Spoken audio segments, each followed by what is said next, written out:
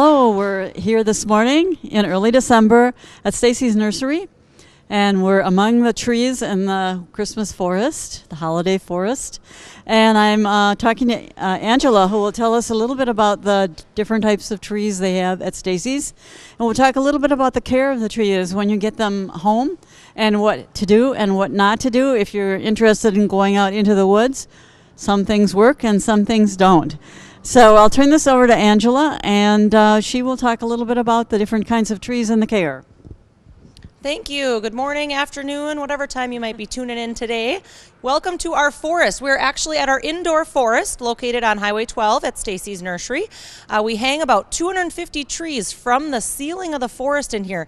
So when you're visiting, you can feel like you're walking through a real forest. It's really quite fun, and kids really enjoy it. They tell their mom and dad, we want to go to that indoor forest. So I'm going to point out some of the different trees we sell here at Stacy's, talk about some of the ones we grow, some of the ones we purchase, and just give you a little bit of information today. So hopefully you enjoy it. Right here are the Fraser firs. These are what Corey calls the Cadillac of Christmas trees. They are becoming quite popular. They are not grown here in Minnesota. This is the only tree that we do not grow out at our tree farm. However, Stacy and his wife Judy went up and met a family in North Carolina and chose which grower they wanted to pick to grow their Frasers. So he hand selected them, met the family that grows each tree. It's a very neat family, really nice community. And we purchased those in from North Carolina. We get them in 2 days before Thanksgiving. And then we will shake them, which we'll show you a little later. The trees come in bundled. We unbundle them, we shake them, and then we hang them here to display. Behind me is the balsam fir. This is still our #1 selling Christmas tree. Main reason being because it is the most fragrant. So the balsams we grow here in Minnesota, we have a tree farm that you can cut your own right down from our location, still on Highway 12. And then we do purchase some from a farm up in St. Cloud as well that we've been working with them for over 30 years. So the balsam fir being the most fragrant Christmas tree there is. Next is the Scotch pine. Now this was your most popular tree back in the 80s and 90s. It's still a nice tree if you want something kind of fat, old-fashioned Griswold Christmas looking. This is kind of that type of tree. Kids like them for hanging ornaments because you're able to put heavy ornaments on. As you see, the branches are a lot heavier and thicker. These trees, which a lot of people don't know, are painted. They're actually painted. So out at our tree farm in the middle of the summer, July, Stacy has a sprayer which paints the Christmas trees green. And so that's kind of a neat little tip that a lot of people don't know. Now they would be still green naturally, but it's more of a orangey green. So when you hang it in your house, it looks kind of brownish. So we just tinge this tree a little bit to make it look really Christmassy green. And I think we're going to take a walk through the greenhouse. We'll show you how the trees kind of sway, and we'll look at a couple more out back.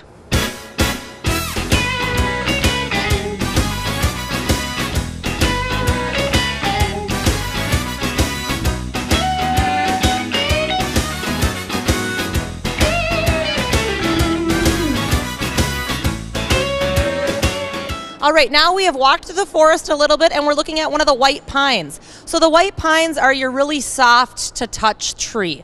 People kind of like these because they are soft to touch. The one problem with them is they don't hang a lot of heavy ornaments, because as you can see, when you put an ornament on it, they just sway down. So the Scotch, which we looked at earlier, which is right here, has that heavy branching that holds the thick ornaments. The white pine won't hold a lot of thick ornaments, but people love the softness of it. The other positive note on a white pine is the white pine will never lose a needle. They are the tree that will hold on to their needles the longest. So some people like that if they've got animals or a lot of young kids, touching the tree.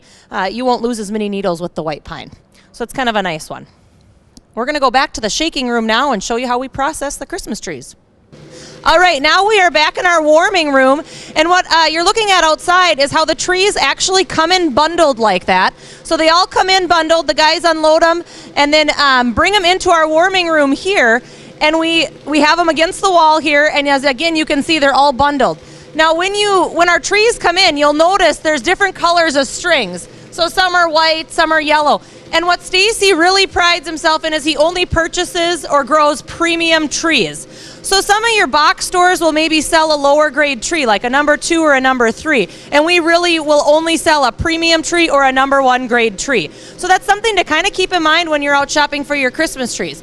The other thing that we offer is, you'll see David's going to start shaking the trees. We bring the trees in and we lay them like this, and then we shake them. And what the shaking does for the tree is it gets rid of all of the dead needles, the icky branches, some of that dust and mildew that people are maybe afraid of when purchasing a new tree. We actually shake and get rid of all of that. So you're not bringing any of that into your home. A lot of times when you see trees like this and you bring them home and you stomp them, everything just kind of falls out and it's just messy. So this takes the mess out of it for you and just leaves it here.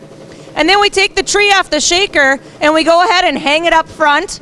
Or we leave it in our warming room for about 30 to 40 minutes so that it can really loosen all of its needles. And then we display it up front, and that way you can really see the tree all the way around. That's really the neat thing about how we display them, is as you walk through the trees, you're seeing what the tree will look like in your home. You're not purchasing a bundled tree with no idea if there's a hole in it, a bird's nest, some dead branches. Who knows what might be in it? Here you can see what you're getting. And there he's shaking another one. So the guys will shake about 300 trees a day, maybe roughly, depending on how many we sell. You can see the top of that one's just going. So kind of a neat process that we do here at Stacy's. All right, what you're looking at now is actually our flocking room. So some people really enjoy a white flocked Christmas tree. We have done some other colors, orange ones, but otherwise most prefer white. And Kit here is flocking a native Christmas tree, which we'll go outside here in a little bit and take a look at the natives. And what that does is it just seals the tree with this kind of white snow. And the nice thing about flocked trees is you don't have to water them at all. So we'll talk about care of trees a little later, but the flocked trees are on a wooden stand, as you can see at the bottom, and take no care. So you bring it in the house, set it up, and you're good to go. So it's kind of a neat thing. You can see he's flocking a native here, and then behind us is a balsam that's been flocked as well. And then we bag them up and deliver them to your house. All right, now we are outside of our indoor forest, out in the greenhouse here in the parking lot. And the reason we store these trees outside is, as you can see, they're too tall to fit in our greenhouse. These are a native balsam. Stacy found a farm up north with a nice young gentleman named Ben that he goes out and cuts these himself. These trees are primarily used for homes that have really large vaulted ceilings. So most of these are anywhere from 18 to 20 foot high. The other high demand for these type of trees is the churches. So a lot of churches will get real trees, and they want a natural looking tree but a very tall tree for inside their church. So that's what we use a lot of these for. This is one of the first trees we'll actually run out of. So this is a natural balsam that has not been sheared or taken care of. They're just growing out in the woods. Stacy, the woodsman, goes out and just cuts them down. So they're really a neat kind of tree.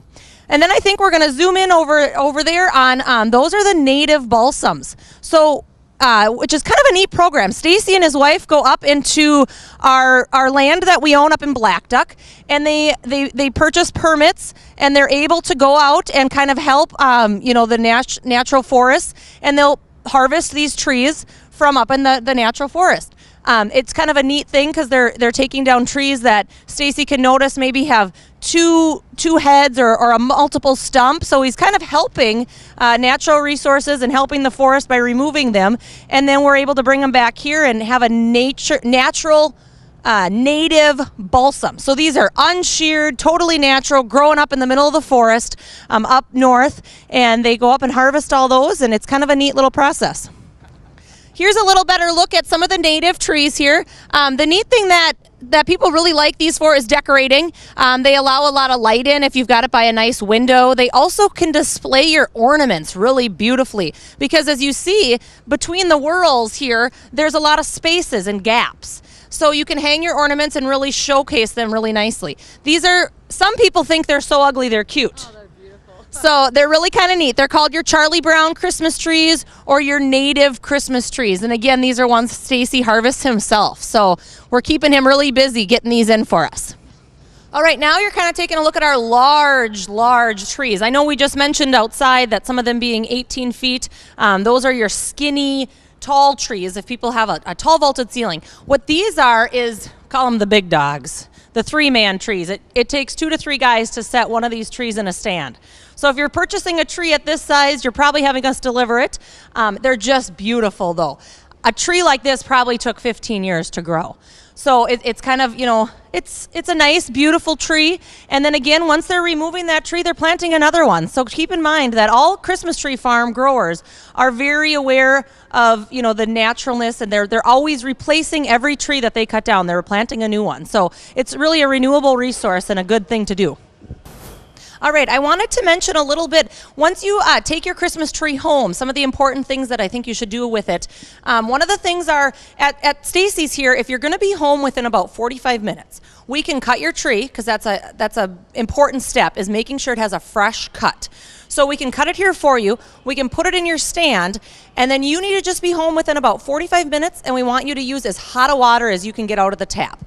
That hot water really moves up the tree really nice and quickly, and the tree will just start drinking and absorbing that right away. Now, we feel it's really important, especially if you want your tree to last through Christmas, is that you check that water every day. Sometimes twice a day. Those big trees out there, or really healthy fresh trees, are going to grow, or they're going to drink a stand of water every day. So it's really important to make sure you keep that hot water going. Now, we've heard things like pop or sugar can be added to the water. You don't need any of those things. Hot water out of your tap. Another key thing is a stand that is big enough to hold water. We see a lot of little stands in here. I mean, you've got to realize the trunk of that tree, is 3 to 4 inch diameter, and we're going to put that in that stand, and if you're not leaving any room for water, you're not going to have your tree be very fresh for very long. So we want you to have a nice stand that holds a lot of water, and then we want you to use hot water and check that stand every single day. And then make sure, if you don't have us cut it, you do a fresh cut before you put it in the stand. Then we're going to just take a little bit of time to mention some of the treetop pots we do here. You can see they've become really popular. They're called your front step pot. We also do them in a hanging basket form. They're just kind of fun way to decorate the outside of your house. Some people will even do this who can't maybe have a real Christmas tree inside. So then they'll maybe get an outdoor pot so they can at least have that smell somewhere in the home. These are for only outside. The treetops, which are right here, these are spruce. So that's another good thing to mention, is that if you're going out to a tree farm and you're going to cut your own tree, say even at our farm, you don't want to cut a spruce because they actually will lose all their needles inside the home. So that's another reason why treetops can't go inside the home. They only go outdoors. And these treetops, we have a guy who cuts these for us. We just heard from the DNR that he is one of their best cutters because he goes back and cleans up all his trails when he's done. And make sure that he doesn't leave scraps laying around or anything. So it's kind of an interesting process. They, again, have to get permits, and then they have to pay stumpage fee of every single top they cut. And then the DNR has to come through when we're purchasing them and count every bundle we're buying and make sure that he's cleaning up after himself. So it's kind of a neat process. Again, a renewable resource. They're replanting them and helping out, cleaning out the forest as they go. So it's kind of a neat thing. So the treetops come in bundles of 10, and you can bring in a pot and kind of spruce it up and just make sure we leave that outside. This one down here has a little more of the indoor stuff. So if you, again, can't get a real tree, come in and get an indoor arrangement that will smell really nice, will last anywhere from 2 to 4 weeks. Again, it will be in a water source, so you'll have to kind of keep it watered. Any of these things will last in the house and give you that nice Christmas smell. So that's another way for you to really enjoy the holidays with the smell of Christmas. Hi, we are now taking a little rest after that trekking through the forest here at Stacy's. We were going to mention a couple more things about the wreaths, the garland, the swags.